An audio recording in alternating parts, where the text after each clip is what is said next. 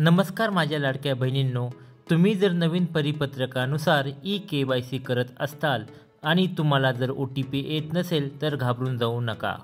या व्हिडिओमध्ये मी तुम्हाला त्याचे कारण सांगणार आहे. त्यामुळे हा व्हिडिओ तुम्ही शेवटपर्यंत पहा आणि या चॅनलवर जर तुम्ही नवीन असाल तर या चॅनलला लाईक करा, शेअर करा आणि सबस्क्राईब नक्की करा. तर माझ्या लाडक्या बहिणींनो, अनेक महिलांना ई-KYC प्रक्रिया पूर्ण करताना अनेक तांत्रिक अडचणी येत आहेत. यामध्ये सर्वात मोठी अडचण म्हणजे आधार क्रमांक टाकल्यानंतर आवश्यक असलेला OTP येत नाही. यामुळे लाखो महिला ई-KYCची प्रक्रिया पूर्ण करू शकत नाहीत. ही एक तांत्रिक समस्या आहे.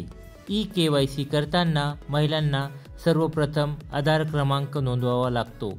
त्यानंतर पुढील प्रक्रियेसाठी त्यांना पती किंवा वडिलांचा आधार क्रमांक टाकून आधार प्रमाणीकरण म्हणजेच आधार ऑथेंटिकेशन करावे लागते. महिला व बाल विकास मंत्री आदिती तटकरे यांनी सर्व लाभार्थी महिलांना पुढील 2 महिन्यांमध्ये ई-KYC प्रक्रिया पूर्ण करण्याची नम्र विनंती केलेली आहे.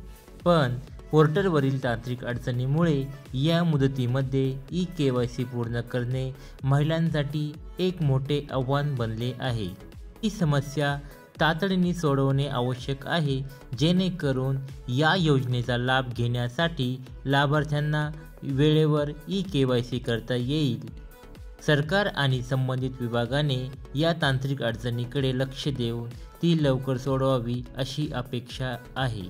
तसेच ही जरी एक तांत्रिक समस्या असली तरी आपण ई-KYC करताना योग्य तो मोबाईल नंबर आणि आधार क्रमांक टाकावा अशी अपेक्षा आहे, ज्यामुळे तुम्हाला OTP प्राप्त होऊन ई-KYC करता येईल. माझ्या लाडक्या बहिणींनो, तुम्हाला जर हा व्हिडिओ आवडला असेल तर या चॅनलला नक्की सबस्क्राईब करा, ज्यामुळे तुम्हाला या योजनेशी संबंधित विविध प्रकारचे व्हिडिओज पाहायला मिळतील आणि तुम्हाला याचा नक्कीच लाभ होईल.